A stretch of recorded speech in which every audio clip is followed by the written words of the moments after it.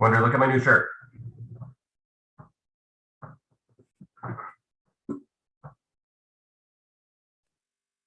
John, did you have to have it made or you found it like that? I think you're muted, but I think that Diane got it for me. nice. That's awesome. Do you see my china cupboard? You never seen my house before. There's plants. I got a Buddha up there. Look at all my paintings. Those are like those canvas and cocktail kind of things.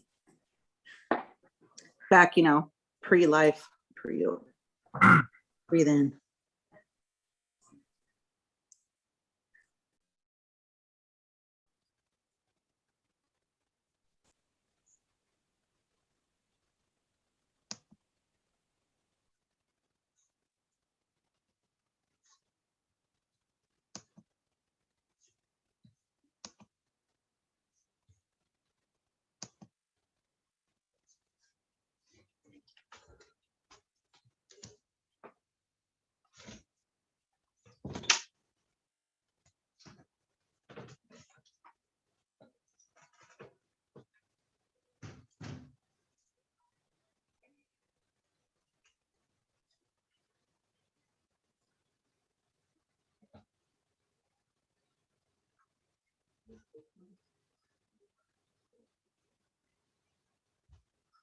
It looks like we're cycling in now, so we should have everybody momentarily.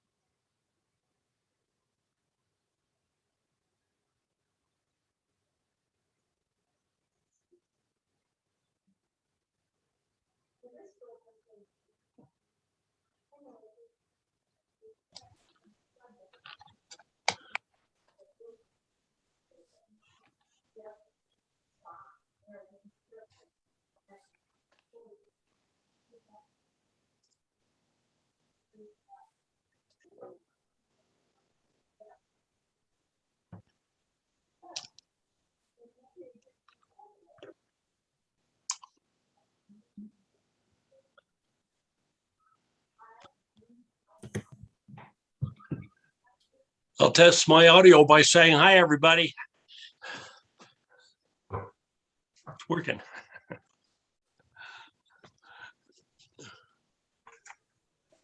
And that's probably from way back, and I think probably the system's better.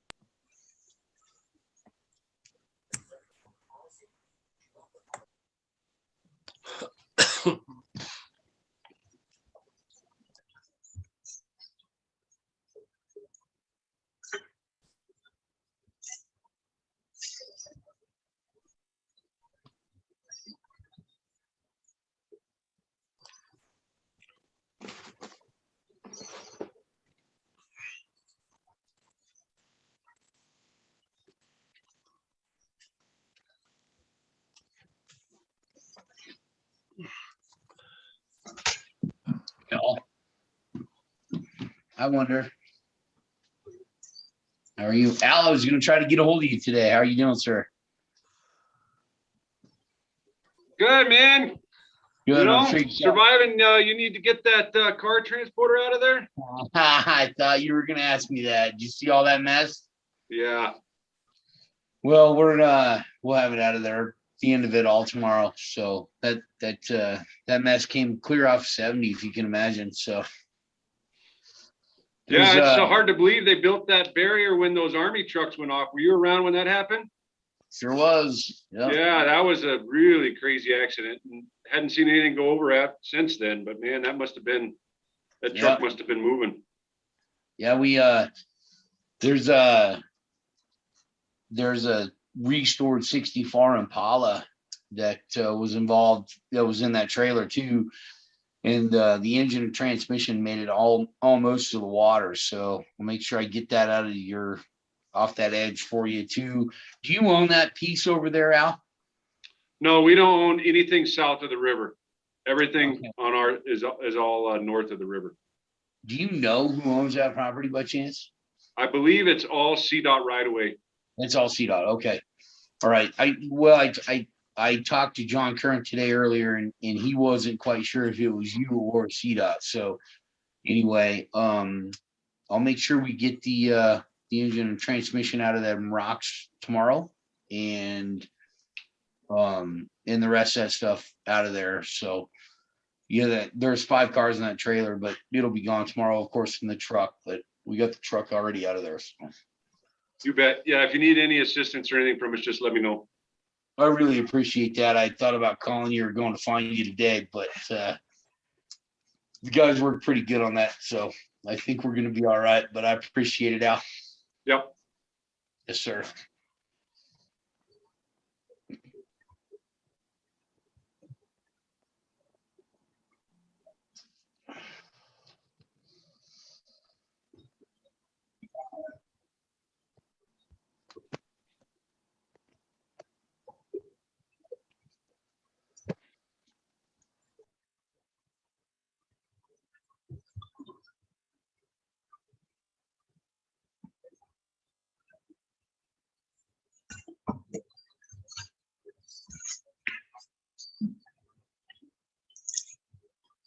What are we waiting for?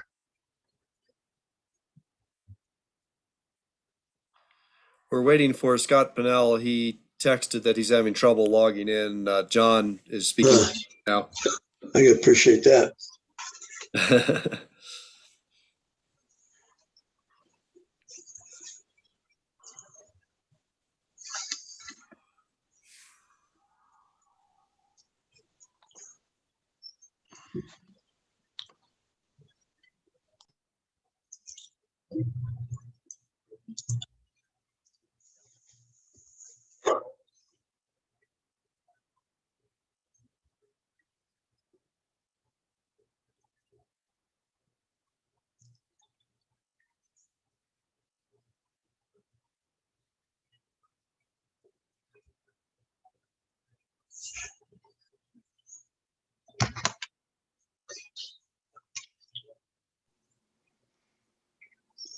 John looks like he's in a prison cell with a couch. There you go.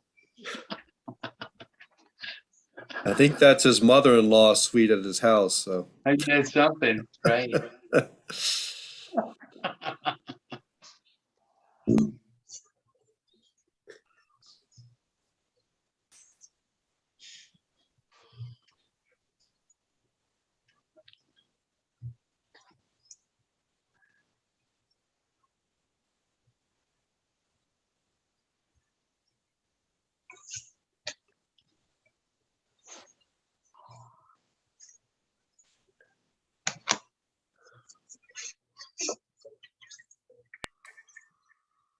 So Bob, we're about 10 minutes in. I think maybe we ought to go ahead and get started. I know John will keep working with Scott. Hopefully he can get connected here. Yeah, and Andy, if you go ahead and just take it. I'm not feeling much better than Mike is. Okay. Thanks. Happy to do that. Mayor and Council, we have 2 items on the work session this evening. The first is the Fry Quarry expansion request with the state, and the city made some comments on that application, and we also received a letter back from the state acknowledging receipt of those comments. So I'm going to turn it over first to Jared to make a few comments, and then we do have Al Fry Jr. here to talk about the application and the proposed expansion plans. So Let me turn it over to Jared Chipman, our community development planner, to say a few opening remarks, and then we'll have a time to hear from Al Fry. Jared? All right. Thank you, Administrator Marsh. So a few work sessions ago, staff brought the quarry expansion item before City Council for discussion. City Council talked about that item briefly and had indicated to staff their desire to submit comments very similar to the Young Ranch quarry expansion.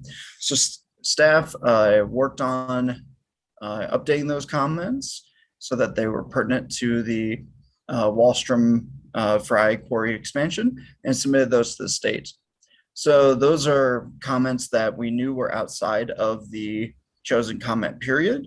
And so therefore, we would not be party to any meetings further on. But those comments were then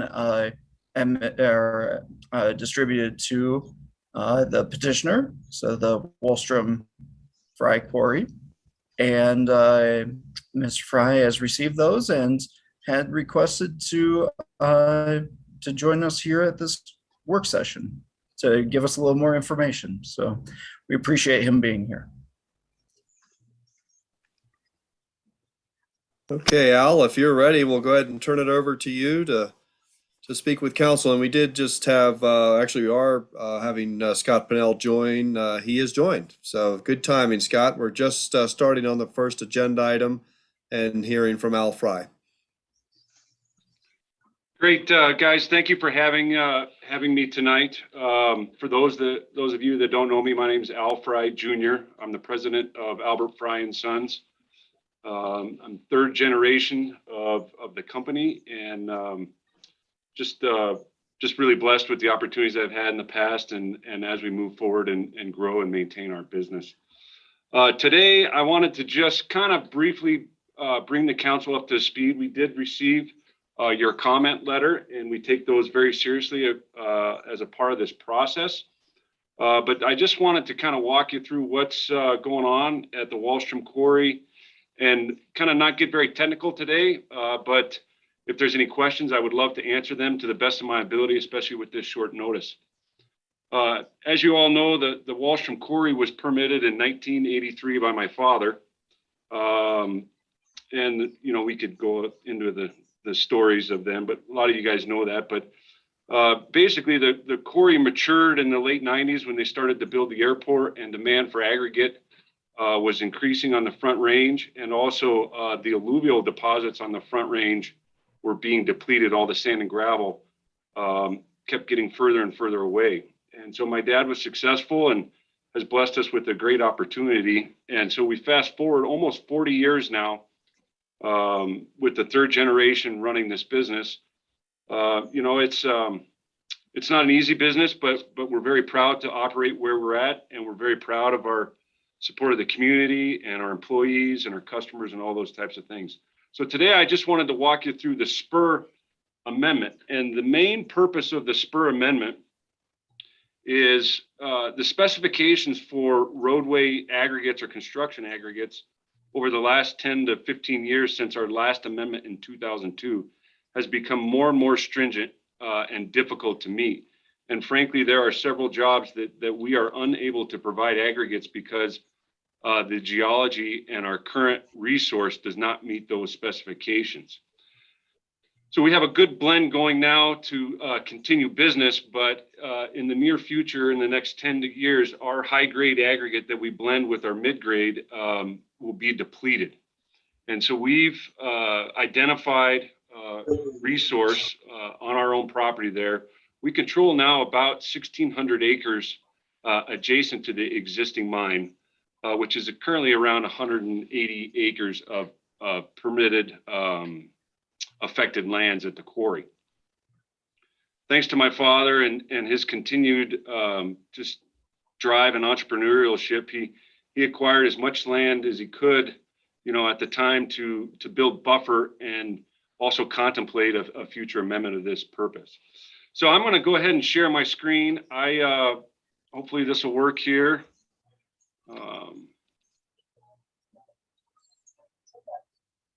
Okay, I'm assuming everybody can see my screen. There should be a AFS orange headline there. Can everybody see that? Yep, looks good. Great. So this is the wall. I encourage everybody, if they'd like to get a little bit more history on a company, they can go to our website, which is www.albertfryansons.com.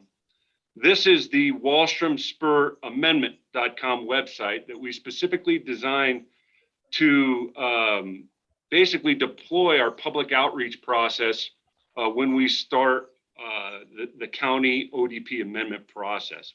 So we opened this up for public when we submitted our DRMS application. But I thought I'd just take a second to kind of educate the council on the DRMS process. The DRMS is an appointed board and staff that specializes in mine reclamation. They technically don't give out mining permits. They give out reclamation permits. And they have a full staff of specialists that understand the complexities of mining and all of the effects, pros, cons, engineering, science, biology, everything that goes into these complex mining applications. And their mantra is to basically encourage and foster orderly mining of the state's natural resources that protect the citizens of Colorado and the assets of Colorado, which include things like our water, wildlife, and those types of things. They do not hear comments pertaining to truck traffic, dust, noise, lighting, all those things. Those all fall purview to local land use, and we're fully aware of that. So we have not deployed our public outreach process because, if you will, the contention and the meetings, they all come up with the issues of jurisdiction are in the local county land use.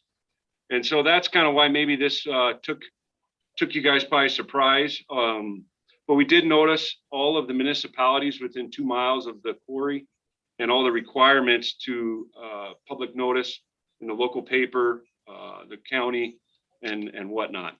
So that's kind of the process, and that's why you haven't heard much about this project. Is we're letting the professionals dictate and advise and put together a complete reclamation permit, and it's actually an amendment, not a greenfield site. Greenfield site is a site that would be a ground that is virgin today that could be turned into a mine. This is an amendment, and so the state has a whole process for that continues to make sure that all of the regulation and measures that they put in place are followed. So on the screen here, you'll kind of see, this was a photo taken from Floyd Hill. I had resided on Floyd Hill for almost 13 years, and this was one of my neighbors, but we thought this was a good photo because in essence, we really truly believe that the Wallstrom Quarry and Albert Frye & Sons and our family are continuing the historic legacy of mining in Clear Creek County.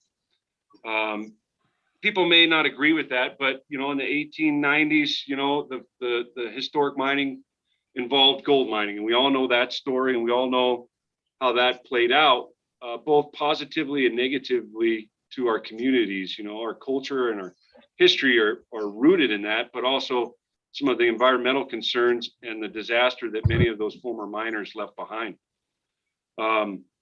Fast forwarding to the 60s and 70s, we're all familiar with the Henderson mine in Clear Creek County, which is the largest taxpayer and one of the largest employers and a good corporate citizen to our county. That phase of mining in Clear Creek County all involved molybdenum. Well, today we find ourselves in an economic condition where the molybdenum could be playing out. While we still believe that Henderson will be around for a while, the long-term sustainability of moly at the Henderson mine is not sustainable. So that puts us to the discussion of construction aggregates with the Wallstrom Quarry. And obviously it's been there for a long time. And our community, our family's been a part of the community for a long time. And so we think that construction aggregates are the future for the historic mining of Clear Creek County. So kind of moving down, I did give this website to Jonathan. If anybody would like to spend time on there, they're welcome to go through it. It's very interactive and gives everybody kind of their own personal touch of how they want to go through this. But basically, the overview of the spur. Let's see, get this to come up. Okay, this is a picture of my father. This was in the last few months of his life on this earth, but he was really proud of his entrepreneurship and what he was able to bless his children with. And so we thought we would include this, and he passed away in 2011. Many of you know him. He was just a revered citizen in Clear Creek. And I was just, it's just our sense to always honor what our father did for us. The spur, basically, let's see, get to the overview here. The existing quarry currently today is that blue outline you see on the map, and it consists of 286 acres. It was the last greenfield quarry permitted in 1983, and also the last amended quarry in 2002. As we all know, the demand for aggregates in the Front Range is very strong, and frankly, supply is dwindling. And while it's a blessing for our business, it's not good for the state of Colorado, because low supply rock is no different than wheat or corn or even precious metals. It's a commodity. And when there's low supply, pricing increases and basically trickles down to all the end users. And for example, I wanted to kind of share with you where our products go.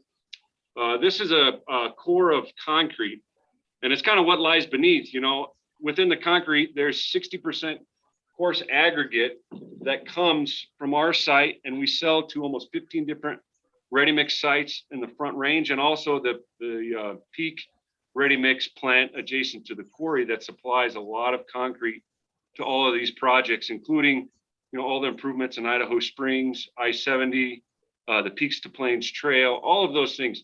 Our aggregate is literally everywhere. So why the spur? It's because we need this quality resource to continue operating to provide product for the more stringent specifications. I wanted to make it clear that today, and even going into the future, and a part of this application, we are not asking and do not anticipate to increase any of our permitted truck trips already permitted today. The quarry on average in the peak demand months usually does anywhere from 500 to 600 trucks a day. And in the low seasons, 200 to 300. Frankly, the quarry is about satiated with that kind of truck traffic and that kind of production. Any more than that requires more infrastructure, more suitable transportation thoroughfares, and mostly with regards to freight. And you know, when you get into those tonnages, you need rail lines or barges. Back to the kind of the buzzword of why this is important for the community and the citizens of Colorado. There's no more coarse aggregate left, and so suppliers and producers have had to go out of state. And there's one producer up north that's shipping coarse aggregate in from Cheyenne, Wyoming, into the north parts of Colorado. And then also, if anybody's traveled on Highway 285 lately, it's turned into quite the truck thoroughfare. They're bringing in over 1 million tons of coarse aggregate from the old dredge tailings areas in North and South Park there, just south of Fairplay, because there's no quality reserves left. And so our approach is the best approach is let's amend an existing operation that has a good track record and move forward. And so that's why we need to do this, and that's why it's important. Highlighting a few things, you know, safety obviously is our priority. We've had a good track record with the health and safety of our miners and operators, and also with the trucks that leave our site and access Highway 119, Highway 6 and I-70. We like to think that you know, safety is a culture, and a culture comes in many different forms. And for us, it's the selection of our contractors that transport our material to our customers. And we exclusively work with the most top tier freight providers really in the front range. And they're very loyal to us. And they're small family businesses, but they run really tight operations.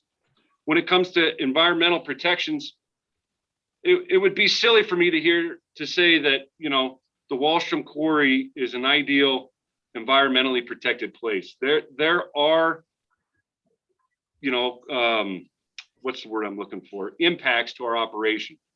Sometimes it's dusty. Sometimes it's, you know, you'll hear an occasional blast.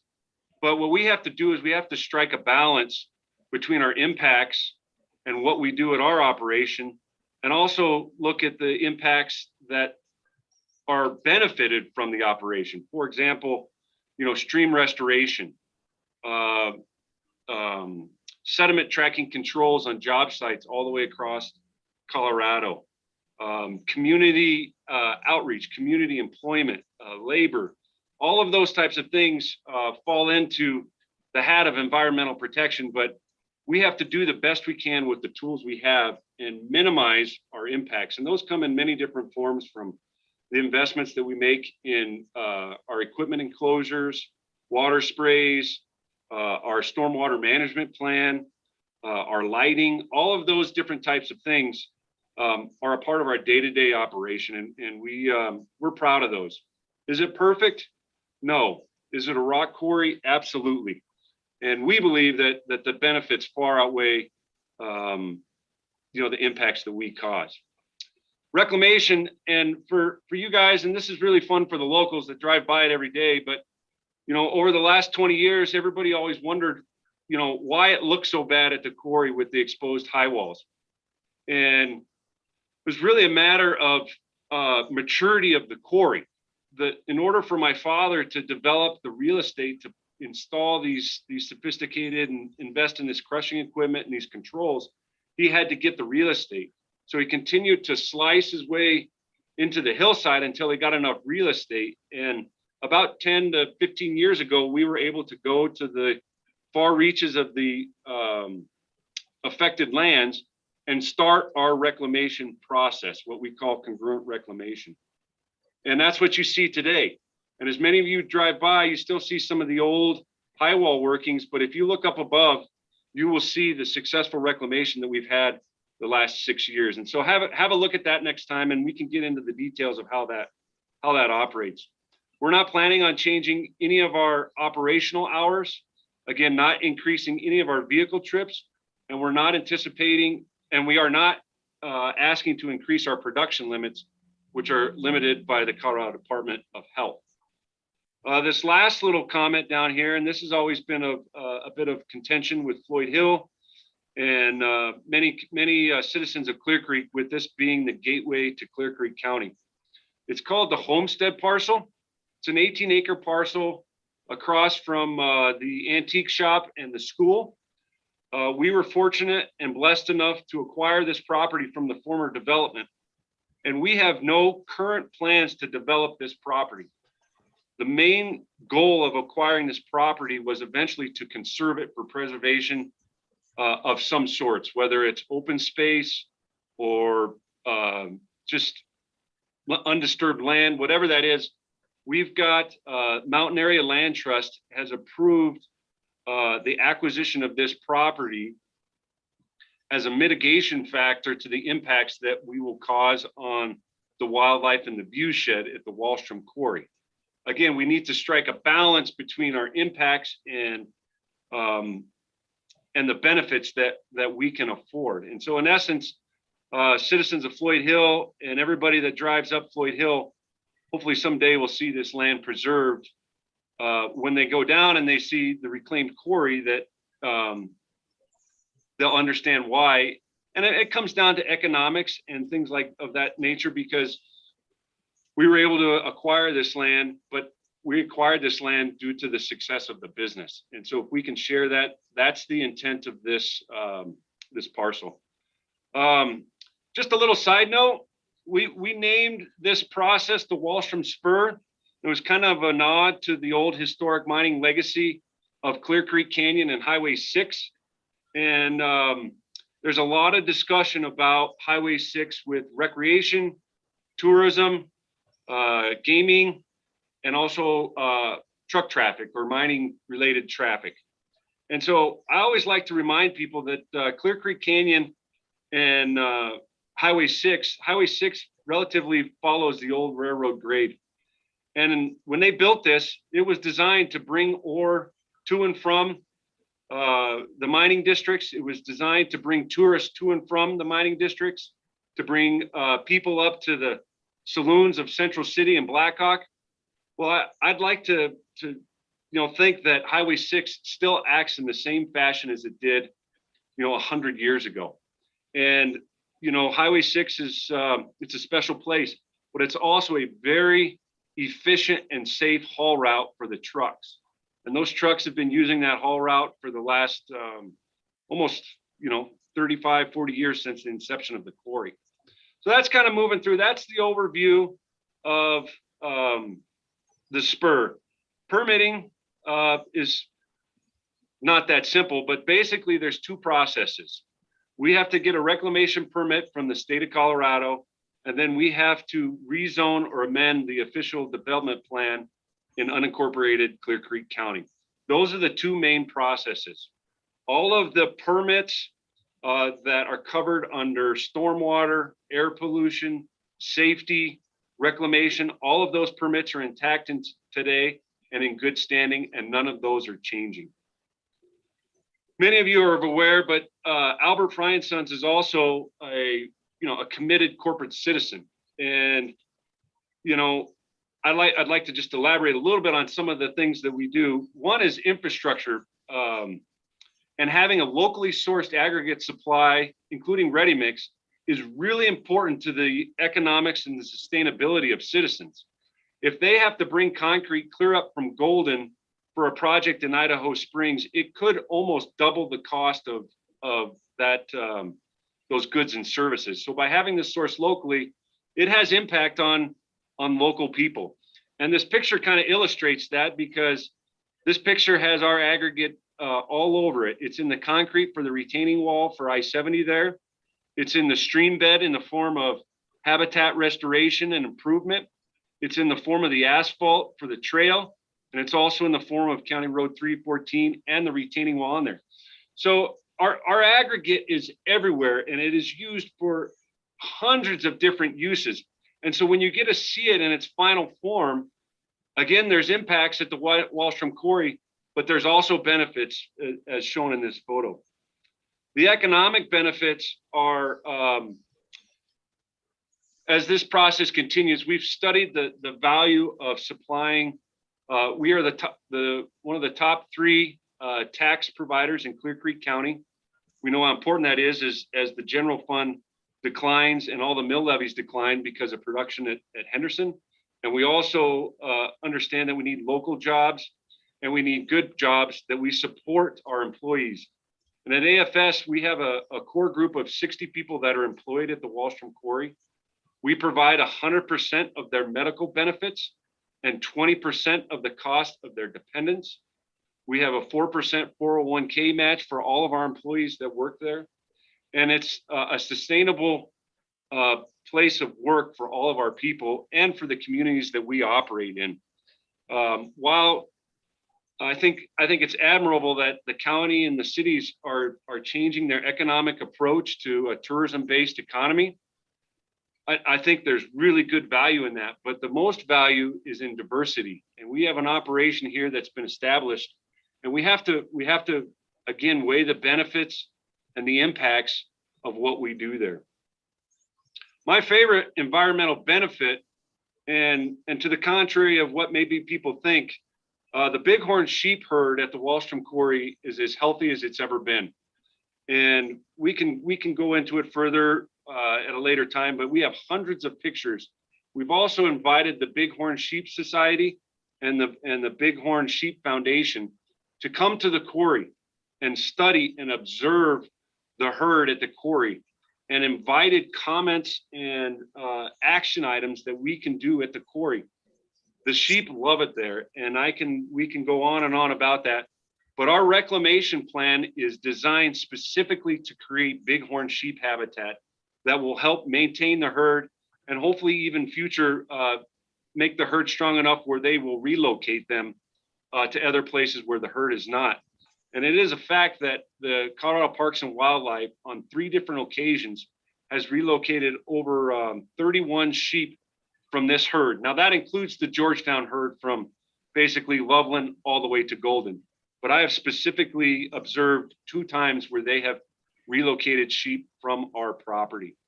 That tells the whole story. That says that the sheep are healthy there and they like it. We won't go on to the community benefits, but we can go on and you guys can spend your time looking at this. But this is a whole laundry list of projects and things that we do for the community. And most notably of late, we were able to donate all of the surface aggregate for the new field at Gold Digger Field. Really proud of that. And it will be fascinating someday to see the lights up there again and see Friday Light footballs because of that. We also have engaged the community to help people understand what we do and understand. And some of you may have attended our 2nd annual, in collaboration with the Clear Creek Rotary, the Touch a Truck event at the quarry. And that event's special because of our location. We can bring the big tractors out, and it's been a spectacular success in our mind to educate and to bring the communities together. And then it trickles down to donations to the Slacker Marathon, to the historical societies, to the local baseball team, Carlson Elementary. All of that new turf and all of the aggregate supplied to that project was donated by AFS. AFS donated significantly to Project Bike Tech at the school district to develop vocational careers for individuals that don't necessarily pursue 2nd degree academics. All of those things can add up, and we can go on and on with that. And we also, the last part of this, and I think what we'll do is just we'll let the council, they can review these videos on their own to be courteous of your time. There are 3 videos embedded into this website.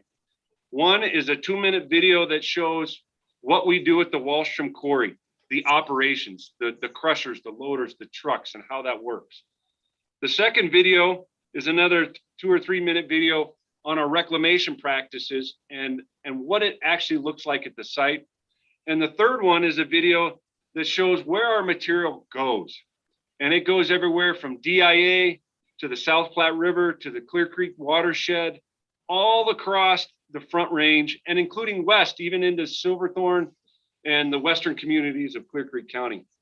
So on behalf of our family and our business and our employees, we can, if you guys want the time, we can kind of go through your letter a little bit and I can maybe answer some questions for you. But I just wanted to make this a brief introduction that this is a very important application for Clear Creek County, for the municipalities that reside here and the citizens of Clear Creek and our family and our employees. And so I wanted to kind of get off on the right foot. And when we got that letter, I felt like maybe I let our community down by not starting our outreach. So in essence, this is the start of our outreach and we'll carry on. So with that, Andy or Bob, I can open it up for questions, or if you guys want, I can elaborate on a few items in your letter. Well, thank you, Al. Appreciate that overview of the operation and what you have in mind. I'm not sure I mentioned at the beginning here that the mayor, we had another meeting before this, and that the mayor is feeling quite sick and was not able to stay on for this meeting, but I know he very much wanted to be here. So just wanted to state that for the record. I know Bob's not feeling well either, but he's hanging in there with us. So thank you, Bob. Thank you. So I guess we'll go ahead and open it up for any questions for Al. Jim? Al, you guys still have 1,600 acres, is that correct, ready to be reclamated? No, currently the current affected area is 286 acres. Gotcha. Currently, right now, we have completed 26 acres of reclamation. Those are all the slopes you see up top. And currently what we call the disturbed area of that 286 is approximately 100 to 120 acres. Gotcha. So there's other ridges there that are approved and permitted for mining. We just have not disturbed them yet. Gotcha. And also second of that is Did your bighorn sheep herd, did they commingle with the ones that we had in Dumont to go to the Thompson Valley when they got wiped out by that flu or whatever it was? I don't know, 10 or 15 years ago. I don't. Yeah, Is that I what can some of talk your a sheep little did? bit specifically. I'm not a specialist on it, but we conducted a year-long study of the bighorn at our facility. We did not study the entire Georgetown herd. But in essence, you're on to the point. The biggest threat to bighorn in our area is domestic sheep and domestic grazing. Bighorn Yep. sheep like to be left alone. They don't like to commingle. It's amazing. You can drive right up to a bighorn and be 10 feet away in your car, and they do not bother you. If you get out of your car, they scatter, and they pose a risk when you get out of your car. But they have cohabitated quite well to the quarry and the activity that occurs there. And we think that's why they reside there, because some of the climbing activities in the canyon are disruptive to their lambing area. Some of the mountain bike trails are disruptive to their migration paths, those types of things. So again, that's my personal opinion, and I believe it's backed up by some scientific biologists that have conducted the study at the quarry. But the sheep have not been commingled, and they don't have any evidence of the I don't know what they call it. It's like a respiratory disease that they get from domestic sheep. Yeah, it was like, I know that DOW, when we did our sheep in Dumont, where we had captured 35 of ours on our property, that it was basically the flu. I mean, that's what it boils down to, or a pneumonia style of the flu. So, which wiped out that whole entire herd. But still to this day, our sheep from here, which are probably a spur of the Georgetown herd that had come down all the way, probably yours, still very, very successful in that Thompson Valley, where there was absolute zero sheep. And now, they're up well over 200 sheep now. So very, very cool. Al, I've got a, if I don't lose my voice, a question. Just in eventual, assuming you don't expand beyond this someday in the far future, but I was just wondering how many years of extraction you're looking at with this amendment. That's a good question, Bob. Of that 250 acres, it's estimated to be somewhere around 100 to 150 million tons of permitted reserves. Okay. So at an extraction rate of 3.5 to 4 million tons per year at a peak, we're talking somewhere in excess of 50 plus years. All of that is contingent upon demand. The DRMS does not put a timeline on reclamation permits. They just call it the life of the mine. So when the resource is depleted, then you have to reclaim it. Gotcha. Okay. Now, so this really is, I was thinking, of course, of the economics going forward for out of the Front Range for quite a long time. And so that was basically it. Thank you. Yeah, I know, like with Henderson, I think they have to put in reserves for the reclamation. Is that something you have to do so that the assurance that gets the reclamation done, that there's a insurance on that? Absolutely. That's a great question, Scott. The DRMS is the jurisdiction party that is responsible to hold bonds for reclamation on mining sites. The current bond at the Wallstrom Quarry, based upon the current affected lands, is $800,000, and that is withheld at the state. If the spur amendment is approved and once disturbance is started, they require us to recalculate the bond. And currently the state has confirmed our bond calculation, and the bond will be set at $1.2 million to reclaim the site if for some reason AFS were to go defunct or bankrupt or not able to meet our reclamation requirements. Al, do you, before you go into a new area, do you do test bores? Chuck, that's a great question. So I've been working on this project for 2 years. Here's an example of a hunk of rock 600 feet down below the Wallstrom Spur. And one of the questions that the city had posed was the concerns about water quality and heavy metals. And of course, if you expose heavy metals in an environment like that, it could lead to problems. Well, I can assure you today that we have done the geological research over, it took me almost 8 months. We core holed 6 holes to 600 feet in depth, investigated all of the geology with experienced mining engineers and geologists.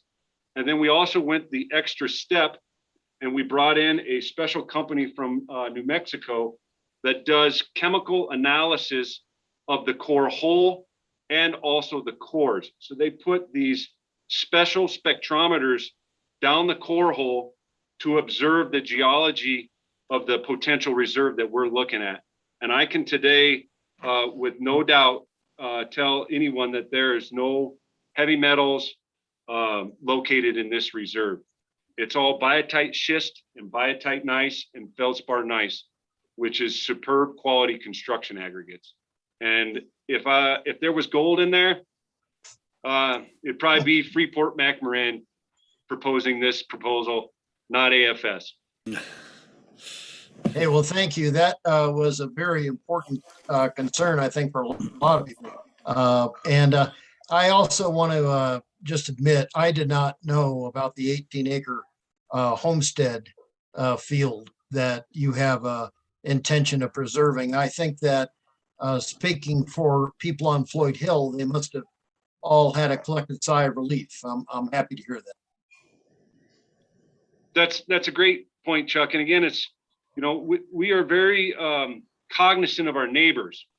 And while there are some neighbors that don't agree with our philosophy in here in Clear Creek County, the most important ones to Albert Fry and Sons, frankly, are the residents of Floyd Hill and Saddleback and those folks that have to look at our operation every day. And they have to listen to the occasional blast that they can hear or feel the air pressure from a blast. And so there's pros and cons to everything, but this was a way that we hope that we could, engage our community and share in some of the responsibilities and the impacts that we have. Do they do air testing as far as the quality of the air on a weekly, daily, monthly basis at all? Or is that something you do for just for your own knowledge and the knowledge of the EPA or whoever handles that? Yeah, Arthur, that's a great question. So as far as the quality of the air, the pollutants that we're talking about are PM10 and PM2.5, the dust that you see. As far as other pollutants like hydrocarbons and stuff like that, there frankly are very little compared to the disturbance or the cause that interstates, or we're not measuring a smokestack from a cement factory or an asphalt plant or those types of pollutants. So the pollutant that we're regulated under is regulated by the Colorado Department of Health and Environment. And we have what they call a facility-wide air pollution permit. The trouble is there's no feasible way to measure PM or PM10, PM2.5 or 10. It's literally a visual observation. And so the way that the state regulates the dust particles is they limit your production based on models that are developed on how many tons of aggregate you crush and the known pollutants that those crushers emit. And so we have to stay below those production limits. And then we also have to stay below what they call opacity limits. And so many of you probably have driven by the quarry going eastbound in the morning when the sun comes up. And you go, what on earth is going on over there? It looks terrible. In the meantime, I'm calling my supervisor And I'm saying, what is going on down there? And he's on the backside of the quarry with the sun to his back with a completely different perspective. And frankly, the controls, as long as the controls are working in the work that we're doing there, it's like a haze in the morning when the sun rises, and it looks really hazy when the angle of the sun is really low. The PM10 and the PM 2.5 is there all the time. It just looks bad, and we're permitted to produce that. But you know, we strive for full compliance and no opacity. But at the end of the day, it's a quarry, and we do the best we can with the tools that we can, and that we've met all of our compliance requirements with the CDPHE. So I don't know, Arthur, if that was a good answer to your question, but the health department looks at the dust, and it's measured by visual observations and limits on production. I would just, if my wife ever gets voted to be the governor, I think you'll be out of business. I just thought I'd tell you that. She gets very alarmed about it. But how about the dust and all that? Is there any health effects on the employees? I mean, do they wear any kind of protective oxygen? I mean, I say oxygen for my lack of knowledge, or any protective way of protecting them from those particles? It has to be somewhat unhealthy. Yeah, Arthur, that's a great question again. We really value the safety and health of our employees really more than anything. And there are strict requirements by the MSHA, which is Mine Safety Health Administration. They inspect our site twice a year, and they conduct health screenings typically once a year, sometimes twice, where they actually sample the dust that hypothetically these individuals are breathing. Somewhat similar to a guy working in a wood workshop and there's sawdust there. Right. Or a guy working, you know, at a cement plant, you know, there's cement dust, you know, working around his operations. There are likely low long-term effects of breathing dust in your occupation. But there's also, I would say, long-term effects if you were a bus driver driving in traffic all day, you know, and the mental capacity or the exhaust that you would breathe from, you know, out on the side there. What I'm saying is that there are strict standards that we have to meet. And the good news at the Wallstrom Quarry is there is no silica. So silica has been documented, especially at the Climax mine and somewhat at Henderson. That is very damaging to employees' lungs or miners' lungs. The good news is there's none of that at the quarry. And as long as the miners in areas where dust is bad wear their respirators, they are protected with personal protective equipment. And frankly, there are very few places that is required, because we've tried to isolate those. All those enclosures that you see in the crusher buildings, that is to keep the dust in. And our people don't go in there typically during operation. They only go in there to maintain it. One other thing, and I can tell you, I don't know one person that works at your company. So I think you should bump your 401k up to 6% contribution. Well, Arthur, I can also answer that we would do that, but we have a very exclusive profit sharing plan. Oh, okay. Besides the we reward 401k? our employees for a profitable business. If I gave safety awards or production awards or sales awards, it would not reward the whole team. And we really try and award the whole team, whether you're a tenured employee that just sells rock, or you're the labor that works the night shift and shovels all night long. If the company's successful, everybody in our company will be successful. Thank you. Thank you. Jim?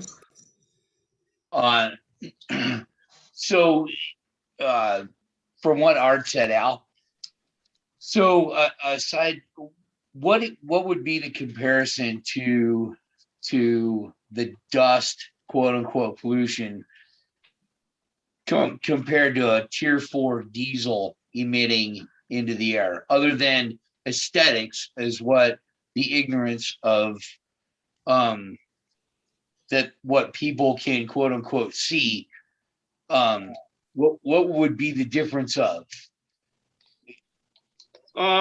that's kind of a difficult question to ask. What I can elaborate on is the health department, when they do their modeling, they look at everything. They look at the tailpipe exhaust, they look at the crusher emissions. And to date, there are no more engines that operate at the Wallstrom Quarry that are not Tier 4 final. Basically, Tier 4 final engines, the exhaust coming out of the tailpipe is almost cleaner than the air going into the intakes. And that comes at a cost. Those are very finicky pollution mitigation factors that the manufacturers have put on, but it's a part of the industry being good stewards of the environment. As far as the PM10, it's there. If you live on a dirt road and you happen to be out on your front porch, isn't it an impact? Yes. But it can be mitigated. There's lots of different things that we do. All of the water that we consume for dust suppression, all the sophisticated dust suppression systems on the crushers, the chemicals that we use, or the dust suppressant additives in our water to help conserve water and keep the dust down. All of those are a part of the process. Is it perfect? Yeah, exactly. And my point, Shane Allen, I'm sorry to interrupt you, is that because we as people, we can't see the smoke from the diesel on account of a Tier 4 process of what's required by the federal government, but we can sometimes dust. It just shows the difference of how aesthetically this has got to be killing us versus what's actually coming out of the diesel. So we mitigate things in different ways, where if we can't see it, though, it doesn't exist. Yeah, there's definitely potential pollutants out there along the roadway, and combustion engines are the biggest contributor to the non-attainment of the Front Range. That was the point I was making. So thanks, Al. All right. Any other questions for Al? Okay, Al, any final comments?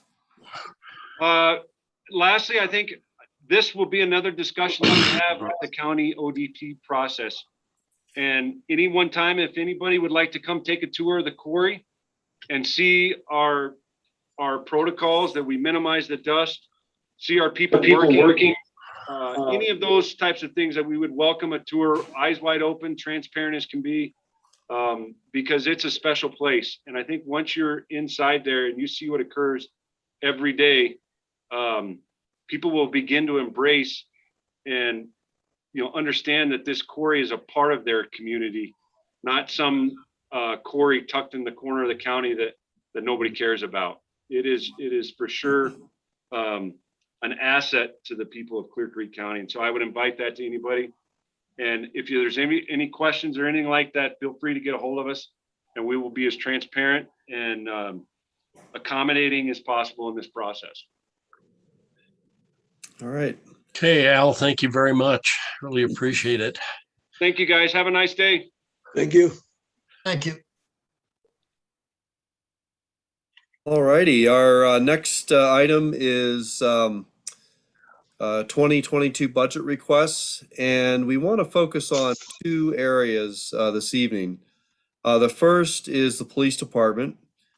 Chief Busick put together a high-level overview of some things that may affect the budget request for 2022. We want to get some feedback from council on some of his ideas. And then if time allows, we'd also like to hear from John Kane on some possibilities for further efforts with public engagement.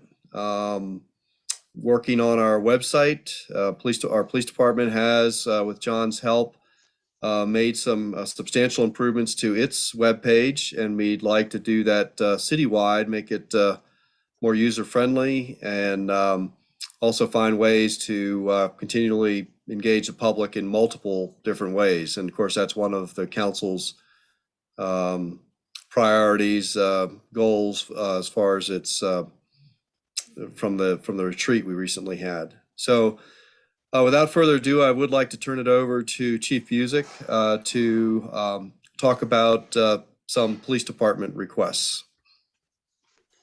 Okay, thanks, Andy.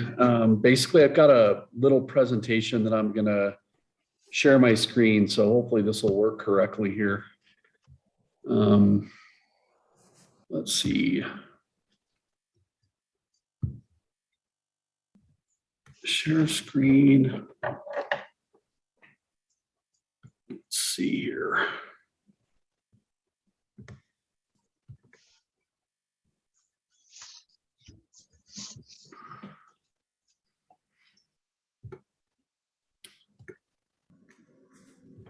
All right, so hopefully everybody can see that.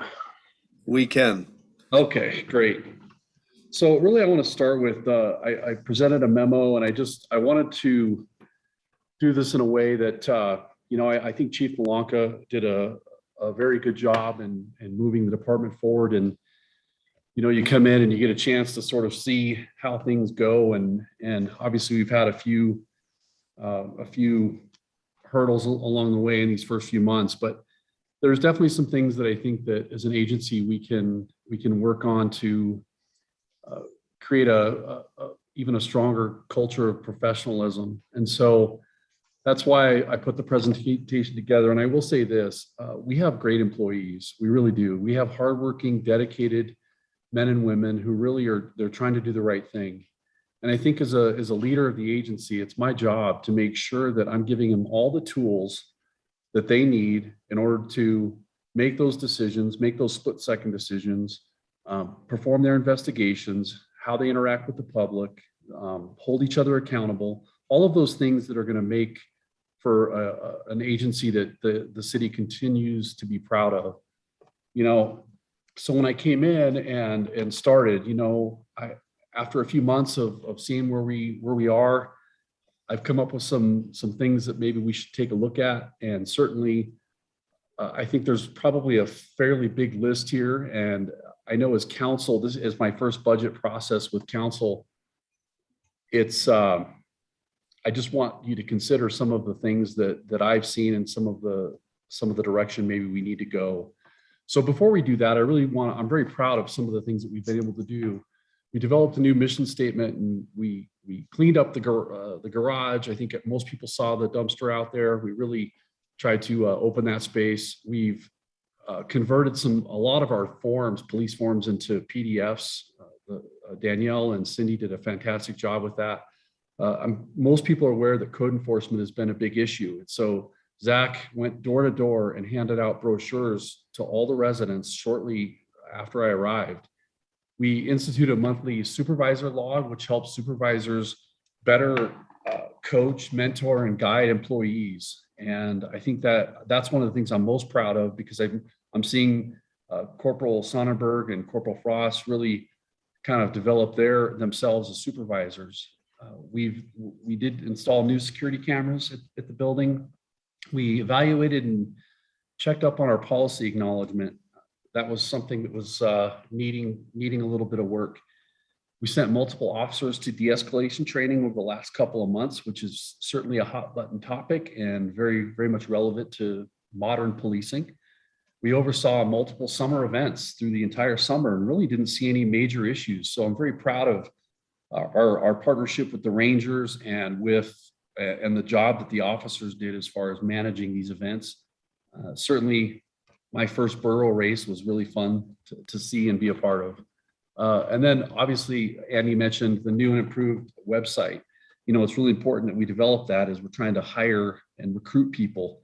So we finally got that going thanks to the work of Jonathan Kane and also Danielle Lewis. Danielle did a fantastic job of putting all that together. She's really learned how to update our site. And so I really encourage folks to take a look at that. It's got some really nice information on it. And it really went from sort of nothing to something. So I'm very proud of that. So the priorities that I've identified, that I've explained in what I sent to you all. Number one is obviously we need to be hiring folks. We need to get some people on on board. You know, as of now, as it sits right now, we potentially had interest from a lateral from that had some prior experience, but not sure where yet that's going to go. And then also there's a discussion about a gentleman who would like to become a police officer, but is not certified at the time. So we're going to talk more about that. Number two would be retaining people. We don't want to lose people. We're investing in them, and we really want to make sure we retain people. Number three, training is so critical. I think the Clear Creek County Sheriff's Department, they do a fantastic job of helping us with our training, but I want to continue to work with them, but I also have challenged Corporal Frost and Corporal Sonnenberg in us doing our own training and doing some internal training. It doesn't have to be complex, but sending people to outside training and then having them come back and train our officers, that's what we've done a lot with this recent de-escalation training. So that's where we're going with that. You know, you get more bang for your buck when you can send one or two people, and then they come back and train everybody else. Number four is technology. You know, that's ever evolving in our field. Technology is always changing and unfortunately costs money. And then the last thing would be equipment in our facility. So going forward, you know, the current process is that a police applicant, they have to pay their own way to get their post certification, which costs anywhere from $8,000 to $10,000. And that doesn't include their salary. So if you have an adult who's married, has kids, has a job, but they really want to be a police officer, they're really very limited in pursuing that because of the cost and their, you know, obviously commitment to their family.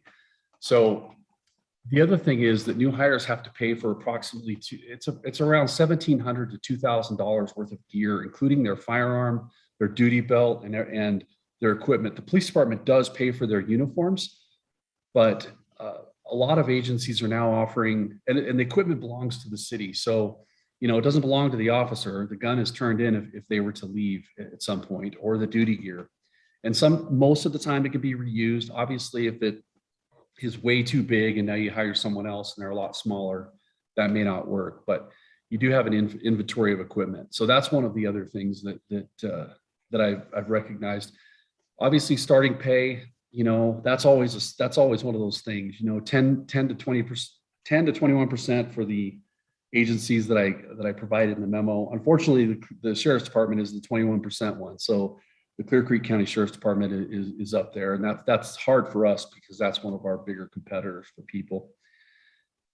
Our police department is really in rough shape. If you haven't been over, come over, and I'd love to. It only takes about 5 minutes to walk through. It's not a big building, but it really is in rough condition. And for the employees, when you're trying to recruit and hire somebody, and you're walking them through your facility and your carpet's stained and falling apart, and the walls are in disrepair, it needs a little bit of TLC, as my dad would say. So that, you know, I realize that we're moving at some point, but you know, if that's 3 or 4 years and we're really trying to hire people, it might be worth a little, you know, $5,000, $8,000 investment just in the building to get a new coat of paint and some new flooring. It would make a big difference.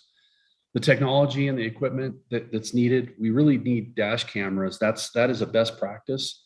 You know, body cameras are certainly very important, but dash cameras give you the ability to catch driving behaviors of citizens that you're interacting with. You know, when somebody wants to say, well, I didn't run through the stop sign, or I wasn't weaving, or, you know, I wasn't speeding, or I didn't cut that person off, and those kinds of arguments. So legally, it's a fantastic thing to have. And sometimes those cameras capture things that the body camera doesn't. So sometimes a suspect may throw something out the window, and that's not going to be captured on a body camera. So that's just a best practice. Unfortunately, they're very expensive.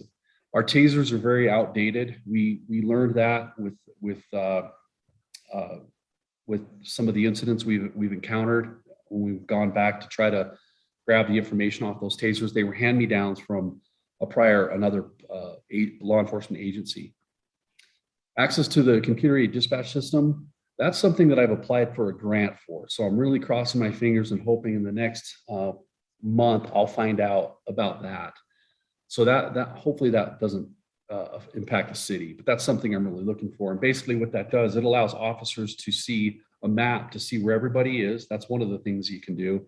And the other thing is it gives you all the updated information about the call you're going to. It's all right there on your computer. This is a technology that the Sheriff's Department does have deployed currently with their sheriff's deputies, but we do not.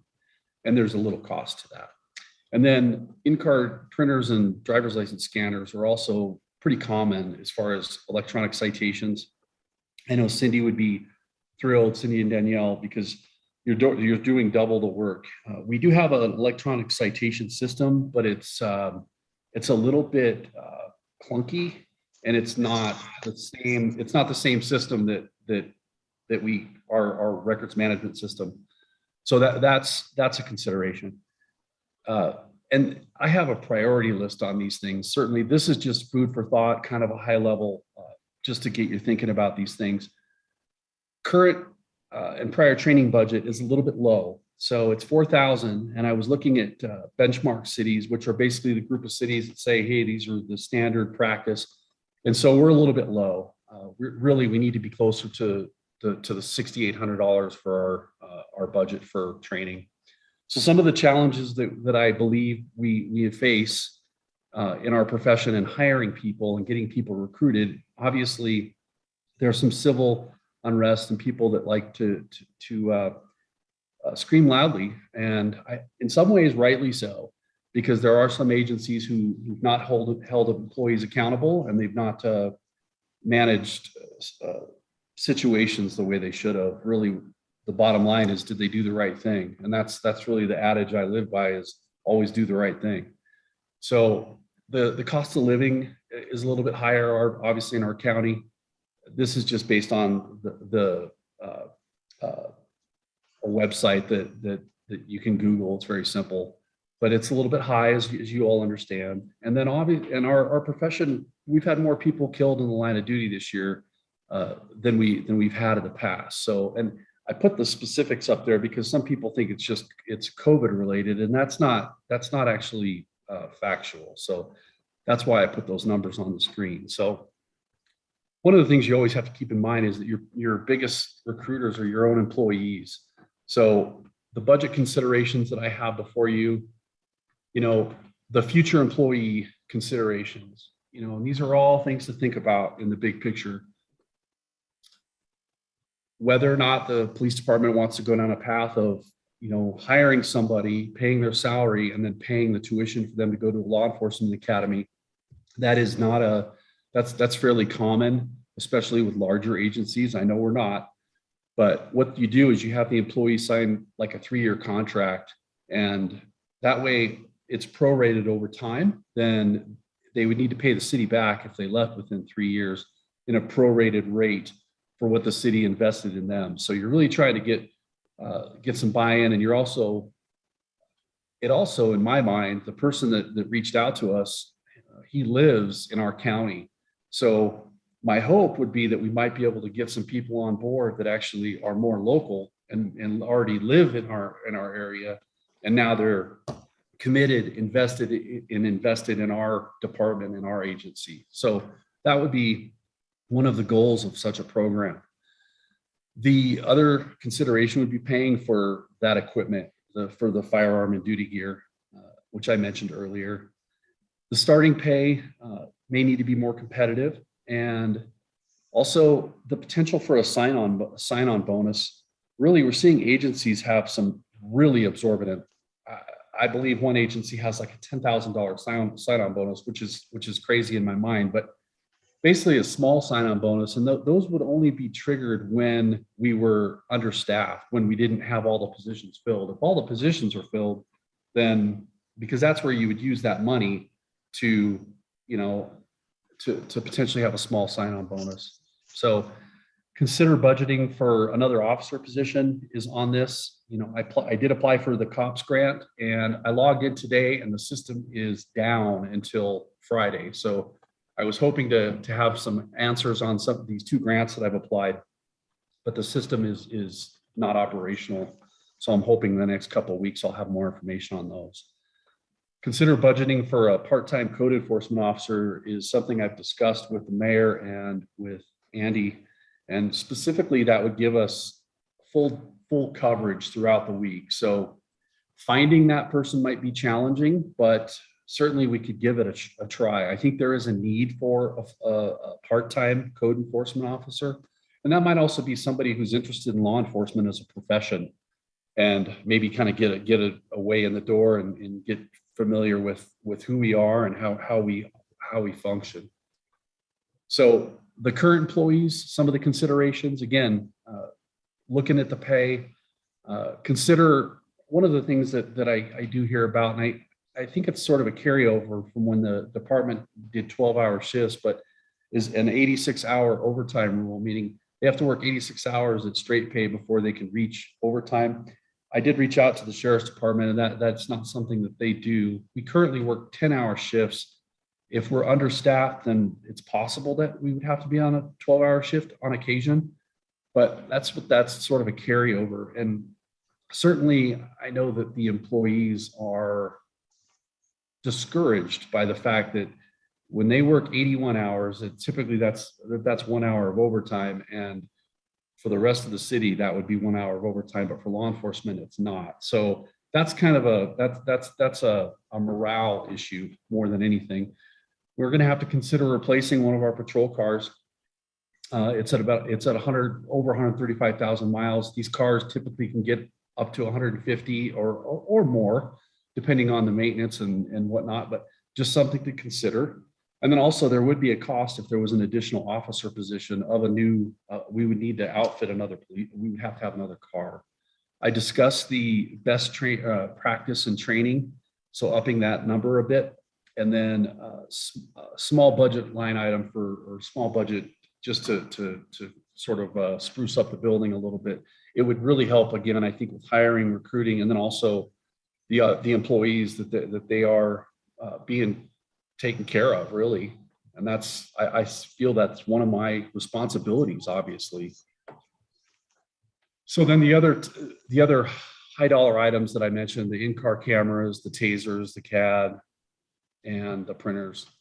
So this was the mission statement that we, within a few months, our agency really grabbed a hold of. And I think it's important that we added constitutional in our mission statement. And so commitment to integrity and safety through constitutional policing and dedication to our community.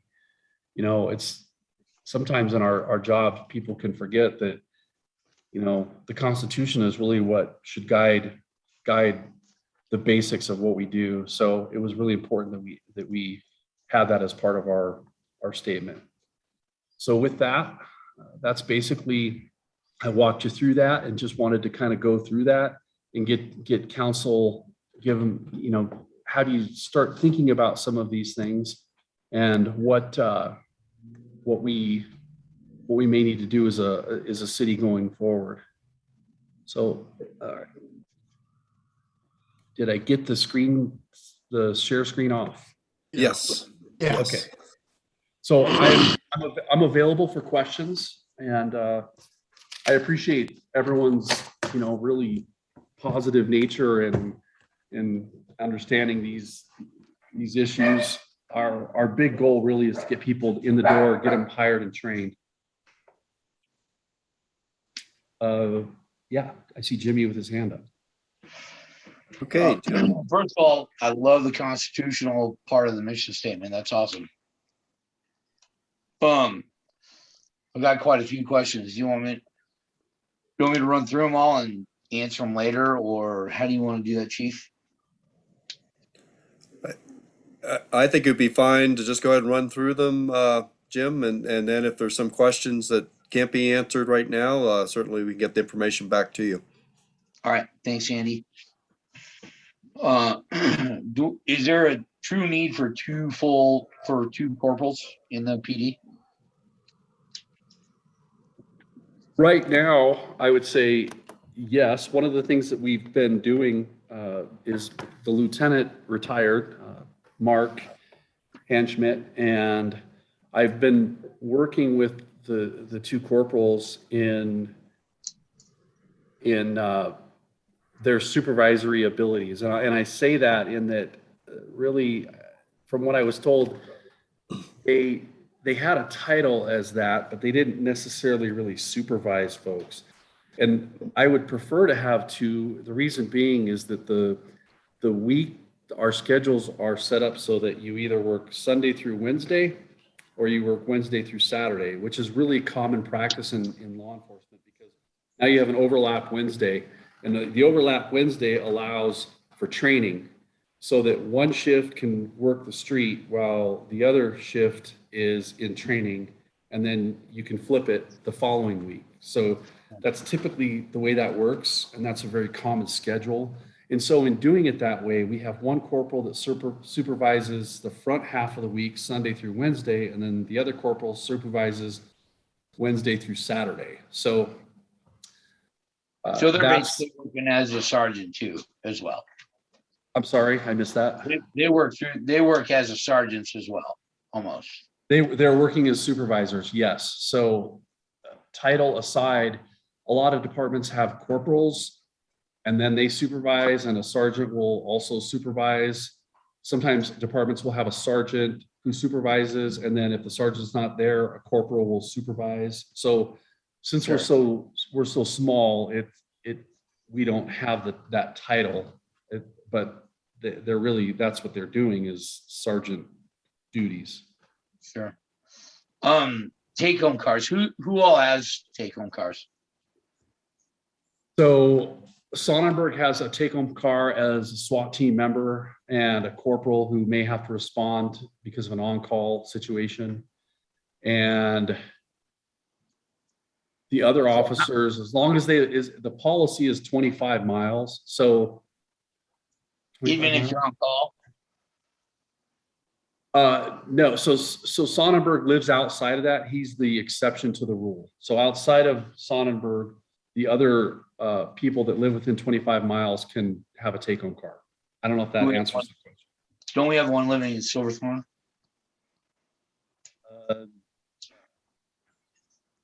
I'm not aware of anybody living in Silverthorne. I thought Sanford lived over the hill. Sanford lives down in East Denver and does not take his vehicle home. Okay. Yeah, it was just a question of wear and tear on the cars. And how much of the budget, maybe Andy, you can answer this, belongs to the PD, like percentage wise? Oh, boy. I'd have to get back to you on that, Jim. I'm not sure I could cite that accurately for you right at the moment. It's a big chunk. I thought it was upwards of 75 to 80%. Yes. Again, we'll verify that number and get back with you on that. Okay. Thank you. Yes, sir. You were talking about people paying for their own post certification. Isn't that most common for the PD to pay for your own post?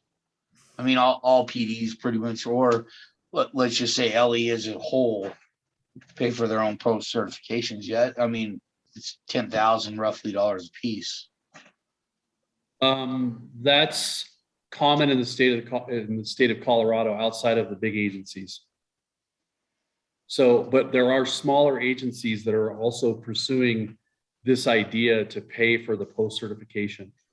And again, if you do you could even stretch it to a 4-year contract where, you're going to get the services of that person for 4 years.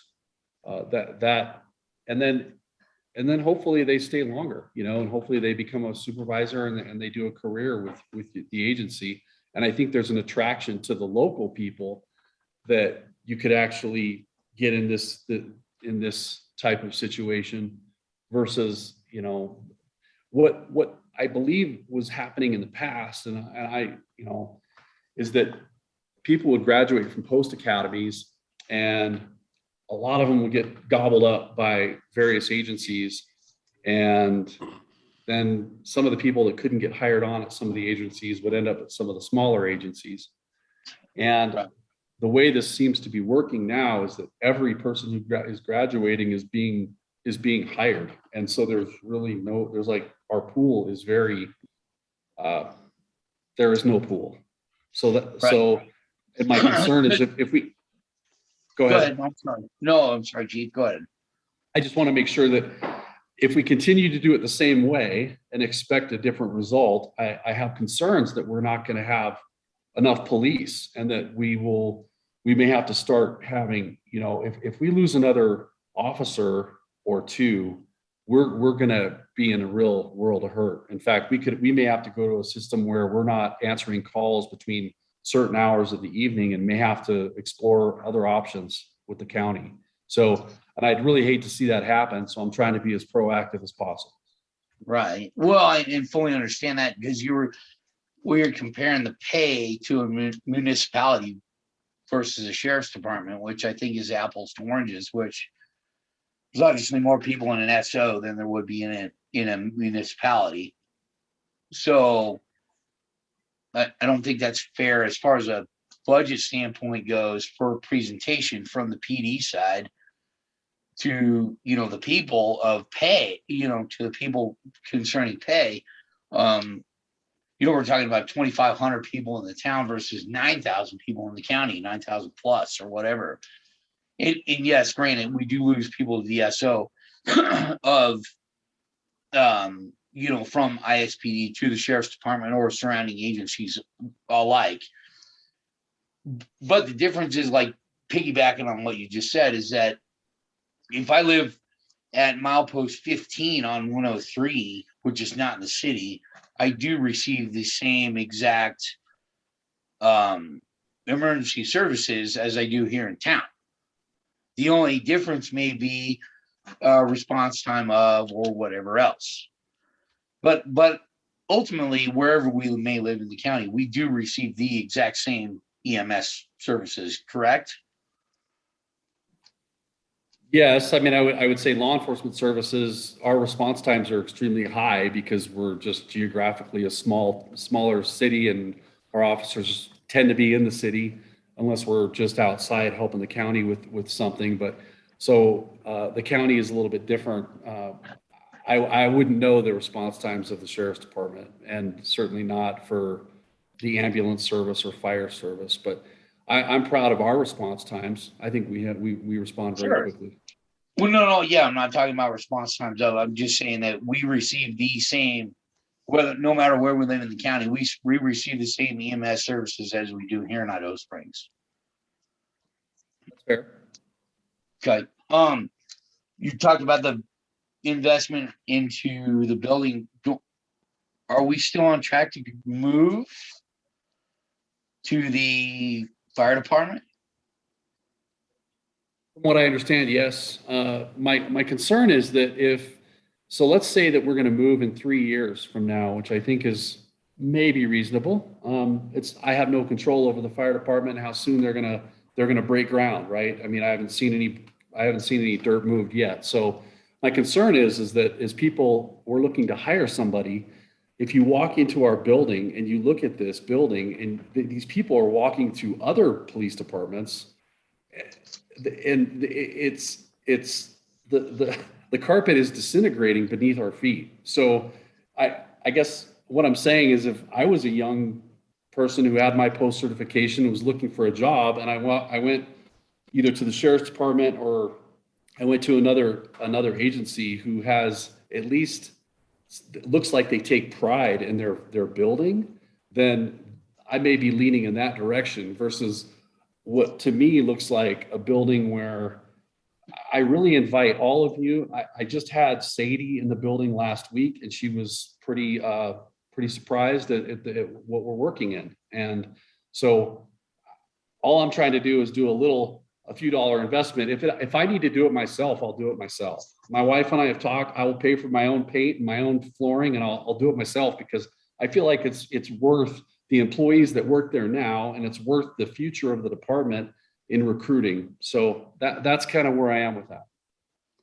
Sure. If Well, I just, go ahead, sorry, Chuck. Jim. No, go ahead. Yeah, Chief, I just wanted to say that that's like third world kind of stuff over there. I was surprised when I went through. I was very disappointed that that's what we had to offer. I didn't know it was that bad till I had gone through. And, since it's budget time, we need to get some, some down to brass tacks, what it's actually going to cost.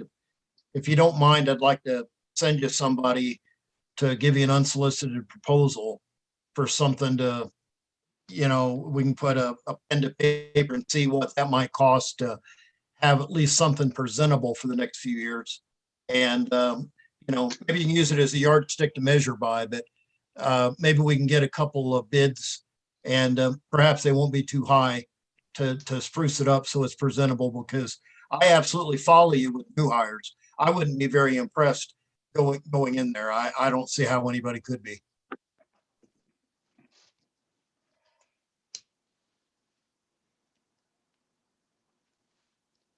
Well, I think it's not only people going in there or officers that are people that want to be hired or want to interview with us. I don't know if you take somebody in, I don't know if you take them into the police station or not, a bad guy. And he looks around or she looks around and sees a raggedy ass type of building. I think they lose a little respect right there and think, well, this is a very, professional police department, and probably give you a harder time than they would normally. I think police departments, their image is quite important, whether it be out in the street or at our police station. You go around and you see some pretty nice buildings in the larger areas, even in small towns. Sometimes that's the pride of the community. I think a lot of the things that you asked for, I'm not a police officer, but they seem to make so much sense to me. I think we're growing as a city as far as the population of people who come in here on a weekly basis from all over the country. We don't know what their backgrounds are or what they're up to. There are people in the community that want to expand and increase our population by a large number. And I think some of the things you're asking for are things that you have a vision for, that you see what's coming. And I think we need to improve on the items that you've talked about to make you more official, make you more efficient, I should say, and provide better service. Not that you don't provide good service, but as we grow, to protect the citizens of this town. And I think I know it's a lot of money, but I think if we can spread it out and over time quickly, I think I don't think very much what you asked for is unreasonable. One question I do have: how long is an academy, Chief? It's approximately 3 months. So it's about 3 months. It might be a little bit shorter than that. It might be 10 weeks. Well, I appreciate what you do and the officers do, and I think we should take a lot of these items that you're asking for very seriously. Chief, one more question. Central City has an ad in that Gilpin paper, the Register Call. It's been out for about 3 weeks, but not all of us subscribe to small papers like that. I'm just wondering if you've had a chance to see that ad for trying to hire officers. I had not seen that. No, sir. And, Central City doesn't have a PD. right. It would be Blackhawk or Gilpin Sheriff's Department. I'm sorry. And I let me restate. It is Gilpin. Yes, I'm sorry. It is. Okay. But I'll bring you that ad. I'll give Andy a copy of it too. Yeah, and that might be something we'll explore. We haven't put any ads in the current, but we did go out on Indeed to see if we could kind of put a broad advertisement out there, and we also advertise on Police One, which is a pretty common thing to do. But locally, we probably could do more locally. And they have lateral moves in that ad. And Jimmy, you're exactly. I'm sorry, man. I forgot about Central City getting rid of that police department. It seems like it was just yesterday. Yeah, you're right. But thank you, Chief. I just want to support what Art said, particularly about the lack of respect that would be, I think, come naturally for somebody that is under detention that enters the police department down there now. I never thought about that even as a safety issue or something, and it sure makes sense. But I totally support a really serious issue or a serious look at all of the things you're asking for and suggesting. One thing that amazed me is what I would consider to be disincentives from joining the department. It's amazing to me. And did I hear you, Nate, say that they buy their own firearm, but it remains with the city when they leave? Or did I misunderstand that? No. No, if we purchased it, it would remain with the city. Oh, but yeah. Okay. But no, they do currently buy their own firearm. Okay. I'm really glad you clarified that for me, because that was beyond comprehension for me. Okay. Well, in any case, we are in the same market. We're in the metro market. There's no getting around it. And we're competing with the big boys in Denver. The fact that we have one officer driving from as far away as Aurora, you said, if I heard that right, is amazing to me. There are so many places to stop and find a better paying job in the same profession between here and there. I'm really happy we have as many officers as we do. So I'm really supporting a close look at all of this. Okay, any other questions for the chief? Okay, we will be having more discussion on the police budget and the other budgets. Again, the purpose of tonight's presentation from the chief was, again, very high level. His assessment after being on the job for less than a year and his first budget process, just wanted to give him an opportunity to throw out what he sees as the priorities and needs for the department. And then, of course, we'll be working on working that into the budget and for council's further consideration as we work towards finalizing the budget.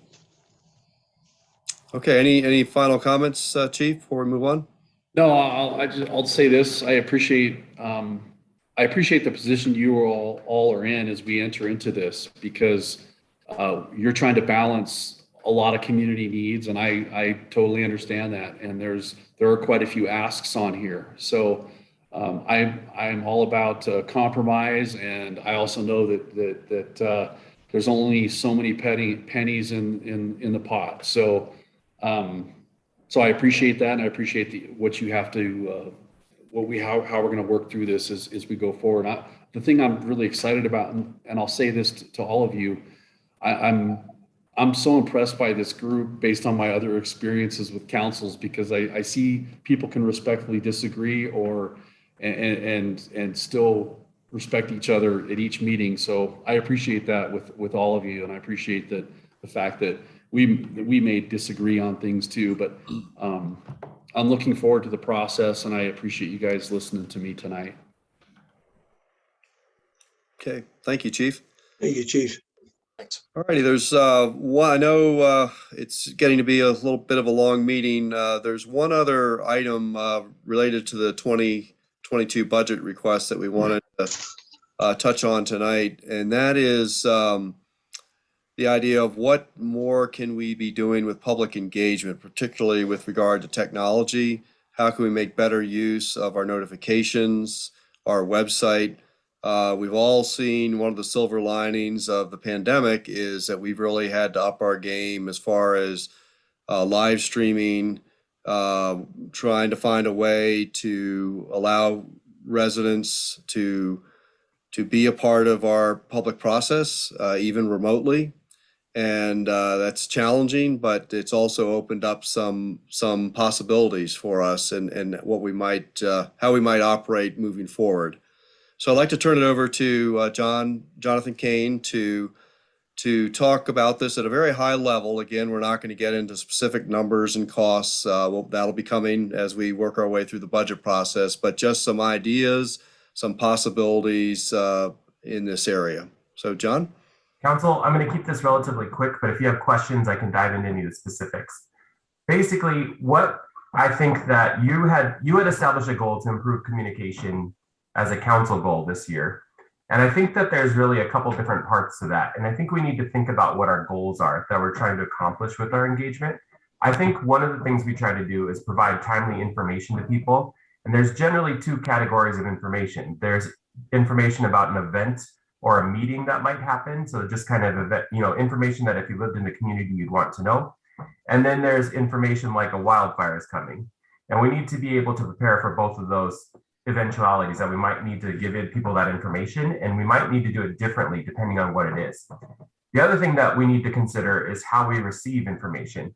This could be things like, I have a pothole on my street. I want to tell you about this quasi-judicial procedure you're engaging in. Those kinds of things. We want to make sure there's a feedback loop to city council and staff that's appropriate and legal for people to receive information from residents of the city and interested stakeholders. I think there's many approaches that we can take to this. And the first one centers on our website. If you don't know, our website is provided by the State Internet Portal Authority. It's a free website that we have, and it's based on a platform called Drupal 8, which is fairly robust, but also limiting in very many ways. As Chief said, Danielle has worked really hard to learn that platform, which is pretty complicated, and put together a really cool new police website. I would call our website right now like a 1.0 website. It functions, it has the things it needs. But from a user experience perspective, what I often hear is that we have really good public information available, but it's difficult to understand how to get a hold of it and how to understand processes. And so one of the things that we need to think about is, if I come to the website and I want to get a building permit and I am going to do flat work and I don't know for sure if I need a building permit, I need to be able to funnel into that experience as quickly as possible so I know what I need to know. So by the time I get to the clerk's office or whomever I need to talk to, I've already got a good basis. And we do have a lot of that information there, but we need to improve our user experience on that website.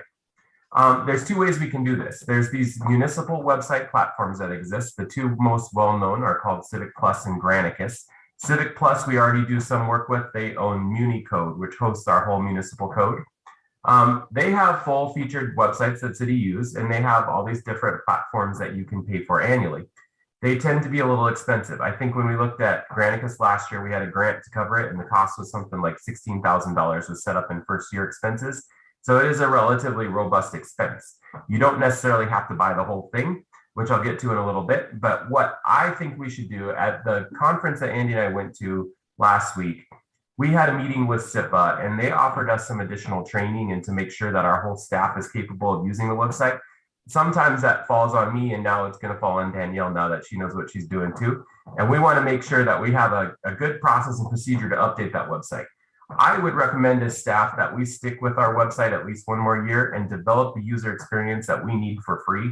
We know what we need to do. There is some work to be done, and I think there is some engagement process that we actually need to do with our community around that.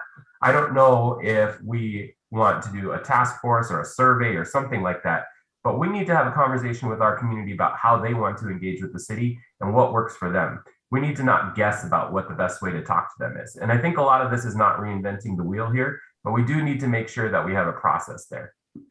The second piece of this is improving our outreach capability. We can do more in the terms of how we talk to people. Right now, we're kind of stone age in terms of computer stuff. I've got an Excel spreadsheet, and I've published information about how to get onto that list so that I can email people newsletters that I make by hand. There are several service platforms out there that will allow us to reach citizens in different ways.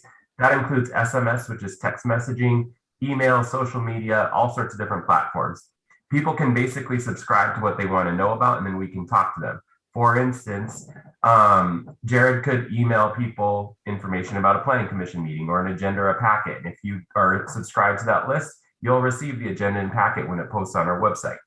That's something that most cities do. It's kind of another common and best practice. Chief Busick might use it to tell people there's an accident and exit 240 is closed. You know, one of the really cool things about these platforms is they do something called geotagging. So it gives us the ability to talk to people that we don't necessarily know, which in the case of there's a wildfire coming or exit 240 is closed could be a really useful tool for us. And I think would really promote some of our other community goals that we've had around the tourist traffic that comes into and around Idaho Springs. There are also platforms that allow people to have a conversation with the city legally, even in a quasi-judicial setting. They're newer, and I think that they're kind of getting figured out, the kinks in the software right now, but it's another thing that exists. One thing that we've also talked about with SIPA is we can create some new forms on our website that basically would work like a 311 system does in a larger city, where people can say, I got a pothole, or, you know, this, that, and the other thing needs to be addressed. And it would funnel into the correct email. So we can target who would receive an email based on how it's sent. That's another free feature we can take on with SIPA, which I would recommend that we do. I do think that we should consider purchasing one of these outreach platforms for the digital outreach piece. There is several of them. I've talked to Civic Plus about this and Granicus. There's another one that I have a meeting with tomorrow, and it's a Denver company actually. So we have a lot of opportunities here to, like I said, not reinvent the wheel, but just make sure we hit all of these different categories of communication so people can communicate easily and effectively with the city. And then of course, the other piece that I said is I would like to improve the website next year and dedicate a good chunk of my time to looking at that user experience. You know, there's some specific things I want to look at, like special events. I want to look at building permits and those kinds of things, and just make sure those pages are built in a way that's logical. So when I come in there, if I don't know what I'm looking for, it's relatively easy for me to figure it out. That's kind of my high level. If you guys have any questions for me, I'm happy to answer. Yeah, Jonathan, I'm just wondering, can you ballpark it for me with the digital outreach, you know, kind of approximately what you're looking at? Yes, sir. I believe that we're probably looking at startup costs plus initial year of subscription. I would guess $8,000 to $10,000 is a fair estimate. It depends on the modules we get and how fancy the engagement gets. Because we're a smaller city, we do have opportunities that aren't available to larger municipalities. And of course, I'm going to go after every grant I can get, which might cut this cost down, especially the startup part of it significantly. SIPA does have a grant for that, and they are working as a partner with us with their vendors that they have to see what the best possible price we can get is. So I think that I would anticipate about 8,000 to 10,000 in the first year, and then savings because we are all set up the second year. Some pieces, and that's kind of like where it's a little hard because the SMS is usually a cost per transaction per say 1,000 texts or whatever. And so I think that that's something that we would use more sparingly, but in the case of a highway closure or something bad that's happening that we need to tell a lot of people about, frankly, we live in a part of the world where that may be something we need to do from time to time. So that might be something we use more sparingly, but I think that what I would want to do is bring you a couple of quotes and alternatives and show you the service delivery of each. And then, you know, somewhere around that range for the first year.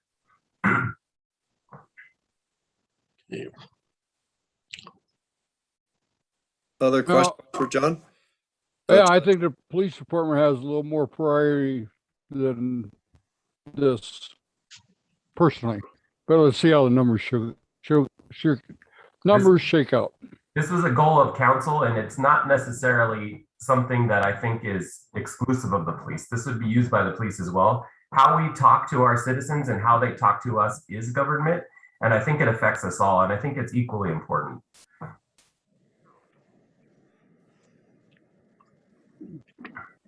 All right. Any other questions or comments for John on this topic?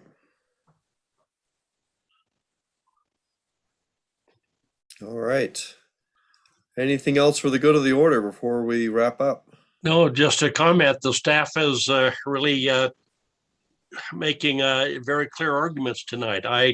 I'm really happy with what I'm hearing. I mean, everything is expensive, obviously, but they're certainly providing an understanding as to what we're looking at. And I appreciate that a lot. Yeah, I agree. All righty. Bob, unless you have anything else, I think we can probably bring this meeting to a close. I'm going to crash. Thank you. Okay. Thanks everyone for hanging in there. I know this was a long one. Everybody stay safe.